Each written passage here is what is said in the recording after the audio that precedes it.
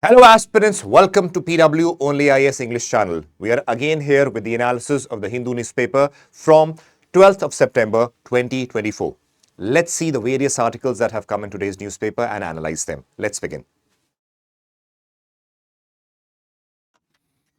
The various topics that have been taken for today's analysis are the health cover for 70 and above, GNSS based electronic toll system, Public Accounts Committee, Mission Mausam, e-mobility push, and the editorial that deals with Bangladesh and the instability prevailing over there. Let's analyze them.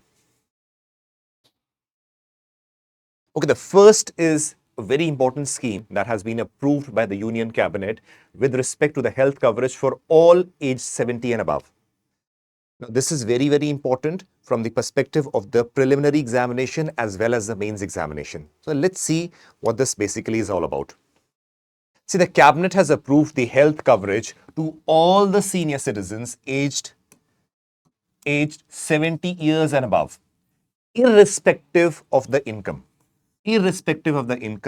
Under the flagship scheme, that is the Ayushman Bharat Pradhan Mantri Jan Arogya Yojana. Now, this has been approved by the cabinet. Now, we need to understand the various intricacies associated with this particular scheme that has been approved under this flagship scheme. Let's see them. See, what is the aim of why this scheme has been approved? Please see. This aims to benefit 4.5 crore families. In these families, close to 6 crore senior citizens are there. Please understand, UPSC can ask, like they can mention in a statement to benefit 4.5 crore senior citizens. No, it is 4.5 crore families with 6 crore senior citizens with 5 lakh rupees free health insurance cover on the family basis. Now, this is something the aim you should all be aware about.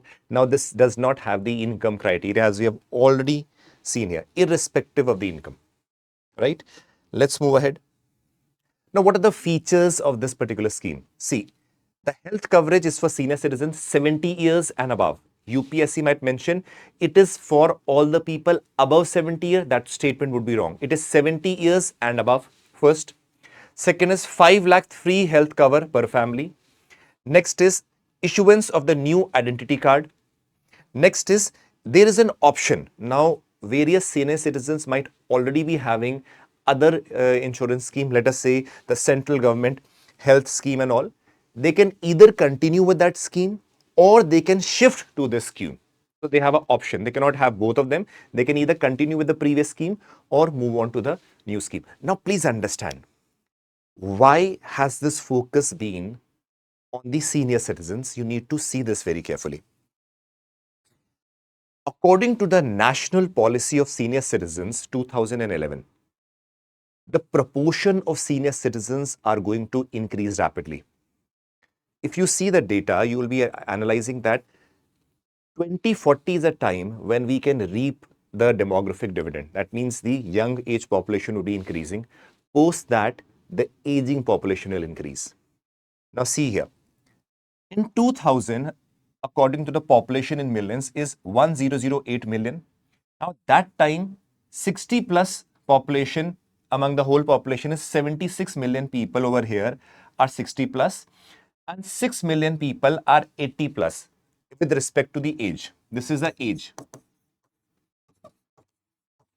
Out of 1008 million people, whole population in 2000, 60 plus people within this age bracket or above that are 76 million and people above 80 are 6 million. Now see the rate with respect, it is changing. By 2050, this would be the population and see the rapid rise from 76 to 324 million. From it among the bracket that is 80 plus age bracket, you would see from 6 to 48 million. Now, this is according to the government only. Now, please understand, as the aging population is increasing, the health issues will also increase. This is the first time India would be experiencing such things, is because earlier on when India got independence, the life expectancy was very low. So we did not see that aging population to that extent. Now post-independence, now we are going to see this would be a lot of burden on the government also. That is why the government is focusing on the old age schemes, the, let us say, the pension schemes, the insurance schemes, the health sector schemes. So these have been the focus. This is something that you should be aware of. Now let's move ahead. Now, as you would have seen that I had mentioned about the scheme, let us see here.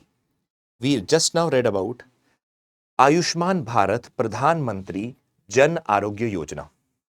Now let us have a little bit detail about what this scheme is. Let's see. It is the world's largest publicly funded health assurance scheme which provides health cover of rupees 5 lakh per year for secondary and tertiary care hospitalization to 55 crore individuals comprising, that is in the bracket of 12.34 crore families. That means in these family, 55 crore individuals are covered. So this is one of the major schemes which basically gives you insurance cover with respect to the secondary and the tertiary healthcare. Now please understand, when we talk about this, we had already covered previous articles on health where we had mentioned that you would see secondary and tertiary healthcare has been, let us say, assurance has been covered. If we really want to transform, please understand there are various recommendations by various committees where we need to work on the primary healthcare centers. The better the primary healthcare centers we have, lesser burden would be on the secondary and the tertiary healthcare sectors. We, in the 9th of September, even in the 10th of September newspapers, also the issues with respect to the health sector had come. We had covered there also. Now, this is a continuation of that. You need to integrate with the aspect that so many reforms and so many dimensions can be covered with respect to the health sector itself.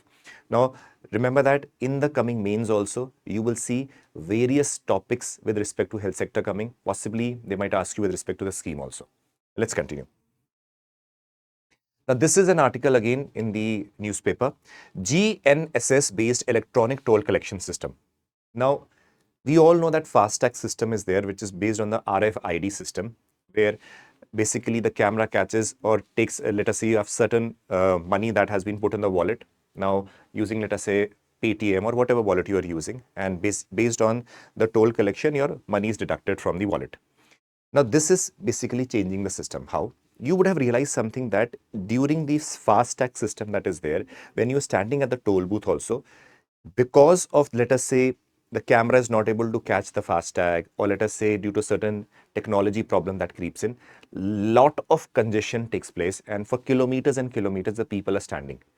Definitely it was a better move with respect to the physical manual receipts that used to get. Definitely it was better, but the government has come up with an innovative idea where satellite system can be used as a deduction means, where, for example, a car is traveling, they're going to track you, let us say, with the satellite navigation. Now, based on that, when you're traveling for whatever distance you are traveling, money would be deducted based on the distance you have traveled.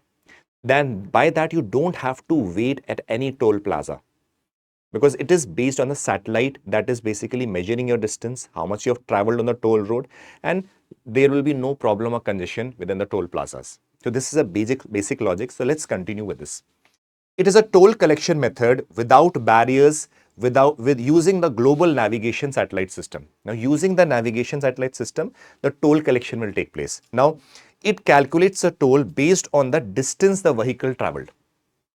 Clear? Now, let us say with this distance to this distance, toll road is being used. Now, the car is traveling, right? Earlier, what used to happen, let us say a toll plaza used to be here. The car used to stop here, let us say, for 10-15 minutes also because of the congestion. Now, you don't have to stop. The satellite over here will track from this point to, let us say, this point the car is traveling. Based on the distance, money would be deducted. Money would be deducted. So, it is a very streamlined system where you will be not wasting your time standing at the toll plazas, nor you'll be wasting your fuel because you are standing at the toll plazas. Let's move ahead. What is the implementation plan? The government has planned that it is going to continue with the FASTag, that is the RIFD band, that is radio frequency identification, through which the FASTag works. Along with it, it will introduce this GNSS based electronic toll collection system. Initially, both systems are going to work because it takes some time to transition from one technology to the another. Later on, everything would be based on GNSS. For the timing, both the systems are going to be used. Next, what are the key features? Satellite-based technology, using the GNSS to track the vehicles and calculate the distance that I already mentioned to you. Next is free flow of tolling, passing through the toll plazas without any stopping, because you don't have to stop, because there is no manual intervention, or not the cameras are going to be there just to see whether you have paid to the RIFD or not, because the satellites are there, they can simply track you using that and the deduction can be made. Distance-based tolling, that means you will pay for the distance you are traveling. That is the exact precise amount would be deducted based on the distance. Next is improved efficiency. Why? It is very important. If you are traveling, let us say, if you are about to enter Delhi, you see various toll plazas where, let us say, kilometers and kilometers of jams are there because, let us say, some malfunctioning of the toll plaza booth happens, or sometimes a person does not, sometimes a person's FASTag is not working. So these issues basically aggravate the issue of congestion. So when the satellite-based toll deduction system is there, we will have no congestion at all. So this is a very efficient means which is moving towards the smart mobility concept. Next, now please understand, this article is mentioned Public Accounts Committee, PAC must exert role as an instrument of parliamentary oversight. Now this is very, very important. Why? Mark my words, either in the prelims or the mains examination, from the past few days, again, Parliamentary Committee, Standing Committee, Parliamentary Accounts Committee, all these committees are being mentioned repeatedly and repeatedly. The person who is preparing the question paper will definitely observe that, and there is a great tendency that they will pick up a question and place it in your examination. If I go back, let us say the article of today's PAC, Parliamentary Accounts Committee. If I go back, 9th of September, I told you about the parliamentary committees, where I told you there are two types of committees under the parliamentary committee. One is the standing committee, other is the ad hoc committee. Now, under the ad hoc committees, we had mentioned there are 6 categories, which we have already done. So, from the 9th of September, among the 6 categories, there are financial committees. Among the financial committees, there are 3 categories, of which one is the Public Accounts Committee. I would request you all to go through the 9th September news articles also, and for that matter, the video also. You will see the complete chart that I had drawn there. So now you basically know how things are connected. Parliamentary committees, standing, ad hoc. Parliamentary committees has 6 types, out of which one is the financial committees. The financial committee has 3 types, out of which one is the Public Accounts Committee. Now, Public Accounts Committee is very, very important. Understand. Let us have a brief idea about it. This is not a committee which was formed post-independence. This is something that we had even during when the Britishers were ruling. Now, in 1920, it was established. It was first mentioned in the Governments of India Act 1919. It was mentioned there, and it was formed in 1921. Now, at present, when we talk about the free and independent India, we see that it is constituted every year under the Rule 308 of the Procedure and Conduct of Business in the Lok Sabha.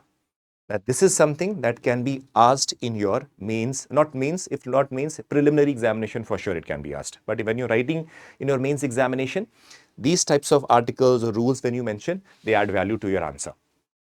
Now let's move ahead. Appointment. The chairman of the Parliamentary Accounts Committee is appointed by the Speaker of the Lok Sabha. Now this is again very, very important. The word appointed, this is very important, by the Speaker of Lok Sabha. Now see, it has 22 members. Now 22 members, out of which 15 are from Lok Sabha and 7 are from Rajya Sabha. So the members from both the houses are present in this particular committee. Now let us see basically a few functions. Now see, if I see it from a very broad aspect, please understand what the expenditure the government is doing, what amount was allocated by the budget, whether the expenditure is done on as told by the minister in his budget speech, or has there been any, let us say, losses that have happened, analysis of the CAG report, and all these things are basically done by the Public Accounts Committee. So basically it is a check on the government expenditure, how the government is spending, whether the budget that was said that this amount of money is allocated for this scheme, this ministry, has it been spent properly or not? What are the loopholes? What are the problems? how can they be resolved, what are the recommendations. All these things are basically done by the Public Accounts Committee. So it is a very, very, very important committee which basically checks the working of the Government of India. Now let's see. The examination of the accounts showing appropriation of the sums granted by the Parliament, because when you put the budget in annual financial statement in front of the Parliament has to pass it. That means it is approved by the Parliament. So, and such accounts, that means examination, yani that means analyzing of the accounts, right? Appropriation is mentioned, that means appropriation accounts. What is the meaning of appropriation accounts? These are the accounts reflecting the government's expenditure in a financial year compared against the amount voted for. That means certain amount has been given, or that means approved by the Parliament for certain scheme, certain ministry, and what is the expenditure that the government has done, analyzing them.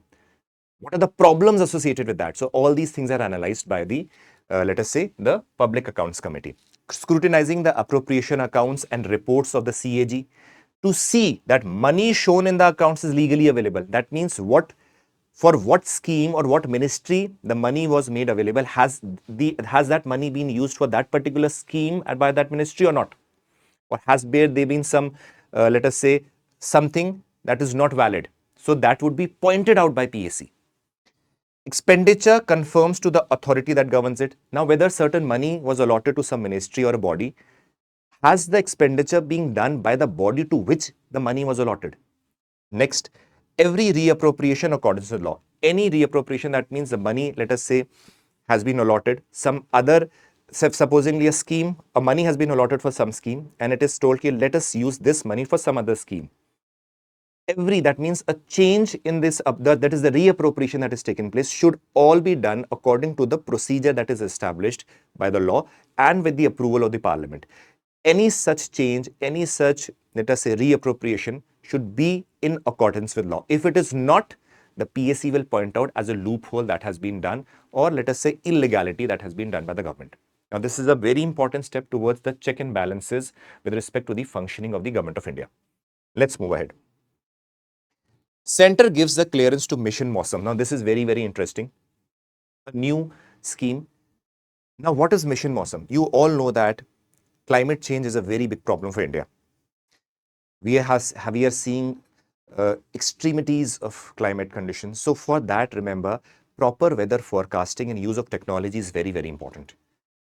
With respect to this, the Central Ministry has basically approved the Mission Mausam, and 2,000 crores have been approved for this to boost the weather forecast and tackle the climate change issues. Because see, if you are aware of certain problems or the climate change or crisis, or let us say any vulnerability that is there, if you're prepared for that, you can better tackle it. So that is why Mission Mausam is very, very important in respect to the climate changes that are taking place. Let's see. Now, please understand the nodal ministry is Ministry of Earth Science. This is important because in the examination that can be asked, if there are few statements given, which is a nodal ministry for this particular scheme. Important thing which I've also mentioned is that Ministry of Earth Science is a nodal ministry. Now, it is primarily implemented by 3 institutions within the Ministry of Earth Science, and there are others which are not the primary institutions concerned with this particular Mission Mausam, but secondary. So, UPSC can play with you in your preliminary examination that they can mention these 3 institutions along with these 2 or 1 and tell them which among the following are the primary institutions with respect to the Mission Mausam that is being implemented by Ministry of Earth Science. Right. So, this is the ministry. Primary institutions are Indian Meteorological Department, Indian Institute of Tropical Meteorology, National Center for Medium Range Weather Forecasting. Now, these 3 are the primary institutions that are basically dealing with this particular Mission Mausam. Along with it, they are supported by further 3 institutions under the Ministry of Earth Science, which are Indian National Center for Ocean Information Services, National Center for Polar and Ocean Research, National Institute of Ocean Technology. Now, these 3 are supportive bodies or organizations with respect to this Mission Mausam. But the primary ones are these 3. So, you should be aware of this. UPSC can play with you very easily in your preliminary examination. Let's move ahead. What is the aim? See, improving the observation and understanding to deliver highly accurate and timely weather and climate information. That means getting the right information about the problems that can happen so that the bodies or the government is well prepared to tackle that. Next, deployment of next generation radars, satellite systems, advanced sensors, high performance supercomputers, and real time data sharing. So that means use of technology, advanced technology, and along with the satellite advancements that we are already seeing, a very, very important ingredient with respect to the forecasting and the information that we can have. Real time data sharing is, for example, when we get data, sometimes there is a lag, let us say 10 minutes, 5 minutes, hours, days. Real time means immediately something is happening or getting the information. So real time information becomes very important with respect to the climate or the weather conditions because it is a very, very dynamic process. Let's move ahead. Now, sectoral usage. Please understand, if you have the weather forecasting information, if you have the real-time data sharing and all the changes that are taking place, these can be applied or be useful in so many sectors. Agriculture sector for, let us say, crops, disaster management, defense, aviation, energy, water resources, tourism, planning. Let us say urban planning for that matter. We see so many floods in the urban regions also happening. If we have the correct information, we can even deal with the issue in a proper and a systematic manner. So these are the various places or even more where this mission Mausam can be very useful. Now comes a very, very important dimension. Why we are basically launching these missions. Please understand there are certain stats and data that have been mentioned over here. Like according to the United Nations, India spent greater than 3 billion of the economic damage that were caused by the flood in the last decade. So a lot of damage that has been caused by flood, and there is a lot of economic damage because of the such climate extremities and the weather conditions that are happening. Along with it, greater than 30 million jobs losses have been observed or will be seen due to the heat stresses that are taking place in India. This is also according to the United Nations. Now, one more thing. According to the Global Climate Risk Index, India is in the 7th most affected country in terms of the exposure and vulnerability to the climate risk. Now, it is one of the 7th most vulnerable country. Now, imagine with time, because of the scale and the large population that India has, the situation is going to aggravate continuously. So, having the projects, of having the missions like Mission Mausam is a very, very important ingredient for having a proper information about the weather and the climatic conditions and being prepared to deal with them properly. This is about the Mission Mausam. Now, please remember, this is something very important that I want to tell you. People will get confused with Project Mausam and Mission Mausam. Project Mausam and Mission Mausam are completely different things. Why I have mentioned is, please don't get confused, because UPSC will see, it knows that very well. Students would have remembered the concept of Mausam, right? Whether it is project or mission, they will forget. Project Mausam is something different. It is like a step to count. This project is basically a step to basically counter the China's growing influence in the Indian Ocean region. This is something completely different. So I mentioned it here also. Please remember, that was Mission Mausam. Now I've written what Project Mausam is. This is a distinctive foreign policy initiative by the Indian government aimed at fostering stronger bonds with the neighboring countries. With the neighboring countries. Just a minute. Foreign policy initiative aimed at fostering stronger bonds with the neighboring countries and the exploration of the shared cultural and maritime heritage. That means the neighboring countries, the Indian Ocean region, they want to have closer bond and good strategic relations with those countries. Now, it was launched in 2014. It basically aims at enhancing the regional connectivity and cooperation and emphasizing the historical linkages along the Indian Ocean region. It is also seen as a counter to the rise of China in the Indian Ocean region and also a counter to the China's Road and Belt Initiative. Do you understand that? Project Mausam is different from Mission Mausam. Do not get confused. Please note that very carefully. Let's move ahead. Cabinet approves 10,900 crore scheme for e-mobility. Now, please, this is very, very important. This new scheme that has been launched replaces the FAME program. It is PM Electric Drive Revolution in Innovative Vehicle Enhancement, PME Drive. Now, scheme is for promotion of electric mobility in the country. Now, the nodal ministry for this is Ministry of Heavy Industries. Please remember, it is not the Ministry of Renewable Energy. It is the Ministry of Heavy Industries. So, the basic aim is to promote the electric mobility in the country. Now, what are the features? Let us see that. Highlights. This scheme has an outlay of 10,900 crores and it is valid at present for only 2 years. First. Second, subsidies and demand incentives have been provided for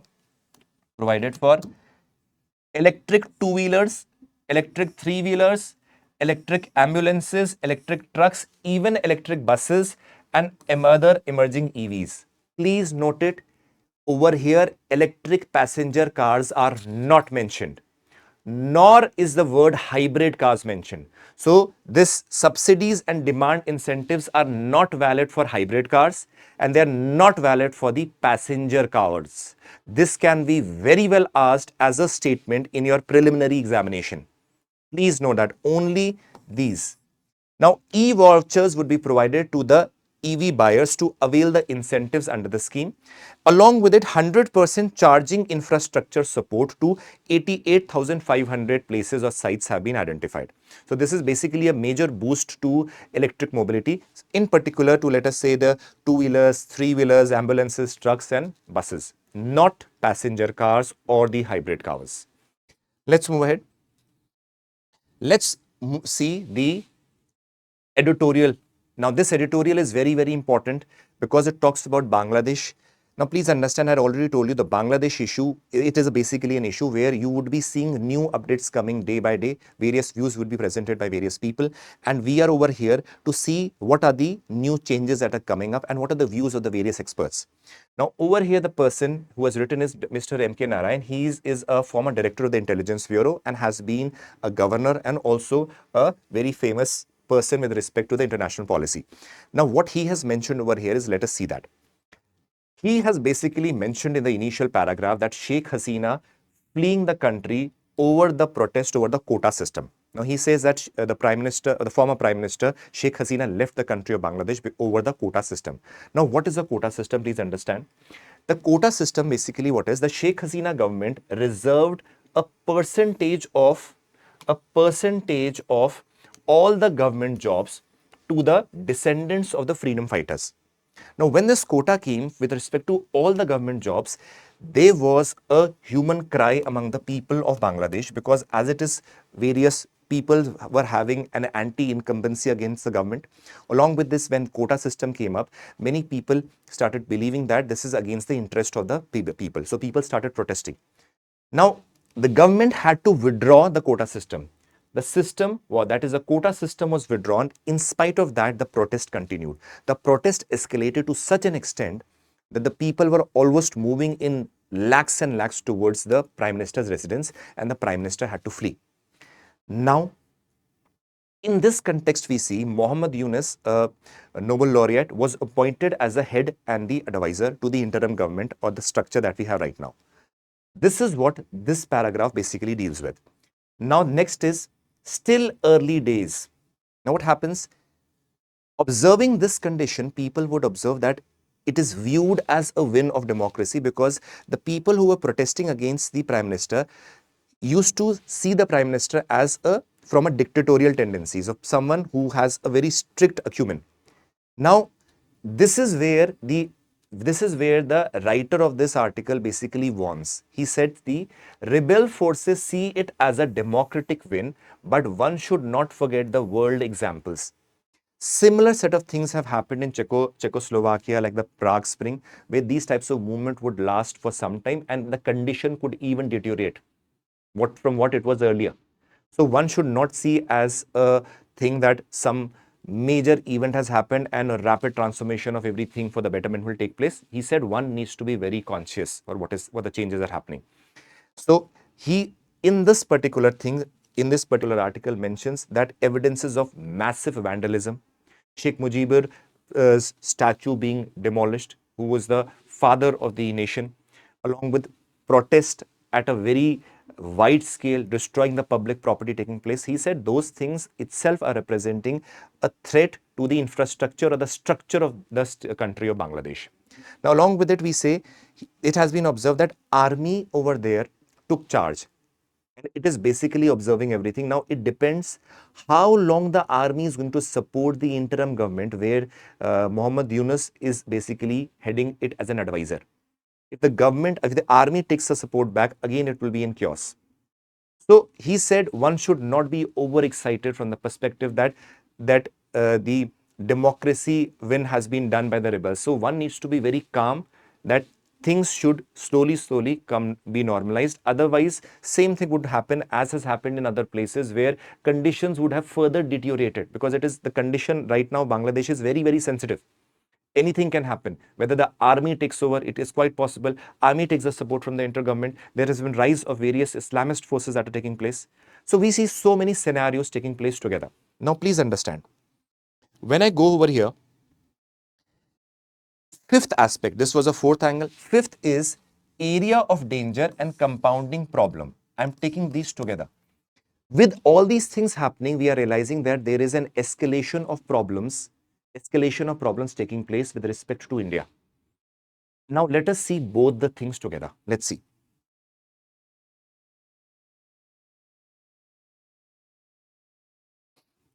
Other areas of danger and problems for India. We see the rise of Islamist parties. Now, this is quite a threat. The day the interim government took charge, the ban on the Islamist parties were removed, which Sheikh Hasina government had introduced. Now, influence of the Islamist parties riding can be a threat to the interest of India as well as the people over there. Secondly, we can see the Pakistan, ISI and Bangladesh Islamist party nexus can be there. Earlier also we know that ISI used to fund the radical Islamist groups in Bangladesh. Now when the ban from these parties have been removed, the ISI and the Pakistan would become active immediately. Now they will try to create problems for India from both the ends. This is where the Pakistan and the ISI angle creates a lot of issue for the security concerns with respect to India.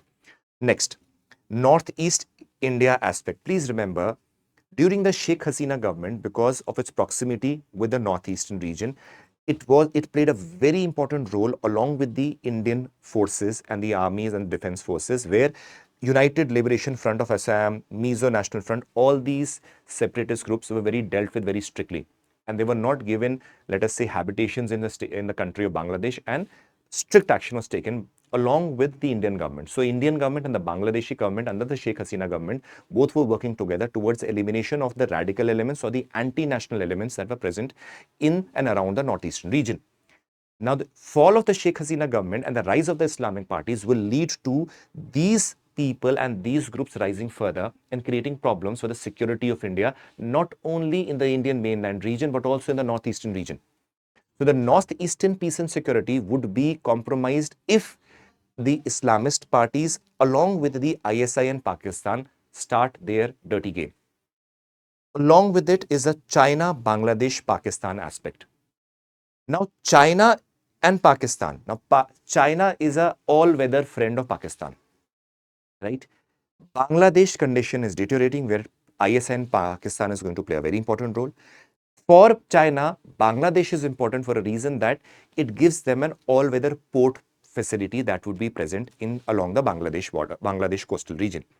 Now, that is the reason why China had been increasing investment in Bangladesh. Now, with a change of regime, China will play a more important role. Now, that will pose a threat to the Indian security, and the influence of China in the Indian Ocean region and the Bay of Bengal region will increase. That again goes against the interest of India. Now, this is what is mentioned in the article of the editorial. We will be analyzing these topics of Bangladesh again and again, because they are very important, because these are the upcoming topics. Over here, next is the minority question. Why? Because minorities, with respect to large number of Hindu people, are also staying there. Other religion minorities are also staying there. It is very important in the rise of the Islamic parties, there can be a threat with respect to the minority question, where government of India has made it very categorical that the country of Bangladesh needs to respect all the minorities that are present there and bring in peace and security in the particular country, in their country, for the minorities as well as the other groups. So now this is the topic that we have basically done. This was today's analysis. This is the Telegram group where the PDF would also be shared, and other data and information are generally also shared over here. You can subscribe to them and you can get the various details. Coming back to the first slide, this was the analysis of the Hindu from 12th of September 2024. We are here to analyze each topic from the perspective of Union Public Service Commission examination. Hope you liked it, understood it, enjoyed it. We would love to hear from you. So here, me signing off, Harpreet Singh from PW OnlyIAS English channel. God bless, take care, and Jai Hind.